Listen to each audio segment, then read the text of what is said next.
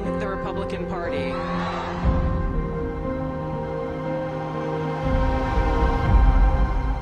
মার্কিন রাজনীতিতে বড় বদল। ডোনাল্ড ট্রাম্প প্রশাসনের অন্যতম গুরুত্বপূর্ণ মুখ এবং ন্যাশনাল ইন্টেলিজেন্স ডিরেক্টর তুলসি গাবার্ড পদত্যাগ করছেন বলে চাঞ্চল্যকর দাবি মার্কিন সংবাদ মাধ্যম ফক্স নিউজ ডিজিটালের।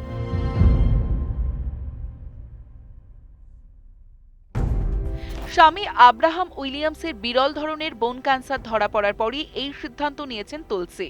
কিন্তু কে এই তুলসি গাবার্ড? কেন তাকে ঘিরে বারবার বিতর্ক?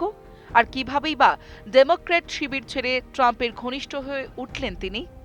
আজকের এই বিশেষ প্রতিবেদনে রইল তুলসি গাবার্ডের রাজনৈতিক সফরের সম্পূর্ণ গল্প। ইরাক যুদ্ধের প্রাক্তন সেনা অফিসার এবং মার্কিন কংগ্রেস ওম্যান হিসেবে জাতীয় স্তরে পরিচিতি বাড়তে শুরু করে তুলসি গাবার্ডের। হাওয়াইয়ে ভেটারেন্স ডে অনুষ্ঠানে প্রধান বক্তা হিসেবেও দেখা যায় তাঁকে। 2014 সালে ভারত সফরে এসে প্রধানমন্ত্রী নরেন্দ্র মোদীর সঙ্গে সাক্ষাৎ করেন তুলসি। মোদীকে মালা পরিয়ে শুভেচ্ছা জানান তিনি। ভারত মার্কিন সম্পর্ক নিয়ে তার আগ্রহ সেই সময় থেকেই আন্তর্জাতিক মহলে আলোচনায় আসে। 2019 সালে বড় সিদ্ধান্ত, মার্কিন প্রেসিডেন্ট নির্বাচনে ডেমোক্র্যাট প্রার্থী হিসেবে নিজের প্রার্থিতা ঘোষণা করেন তুলসি গাবার্ড। তখন তিনি বলেছিলেন, দেশের জন্য নিঃস্বার্থ সেবাই আমার রাজনীতির মূল ভিত্তি।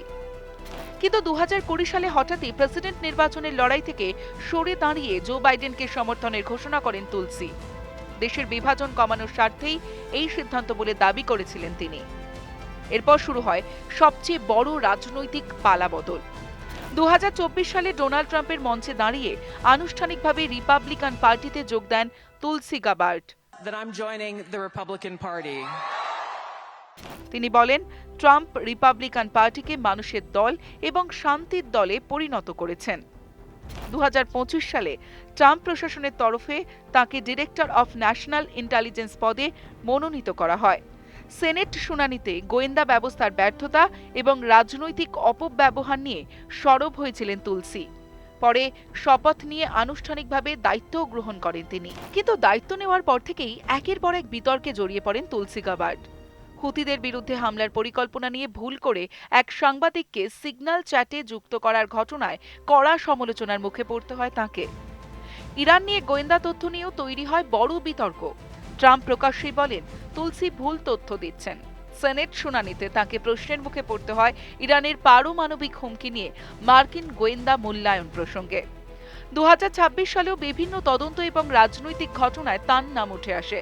ফলে প্রশাসনের অন্দরে তার অবস্থান নিয়ে জল্পনা চলছিলই। আর এবার সেই জল্পনাতেই শিলমোহর। ফক্স নিউজ ডিজিটালের দাবি, শুক্রবার ওভাল অফিসে ট্রাম্পের সঙ্গে বৈঠক করে পদত্যাগের সিদ্ধান্ত জানাল তুলসি গাবার্ড। আগামী 30 জুন থেকে সেই পদত্যাগ কার্যকর হতে পারে, যদিও এখনো পর্যন্ত হোয়াইট হাউসের তরফে আনুষ্ঠানিক বিবৃতি দেওয়া হয়নি। তবে মার্কিন রাজনীতিতে তুলসি গাবার্ডের এই পদত্যাগ নিঃসন্দেহে বড় রাজনৈতিক বার্তা বহন করেছে।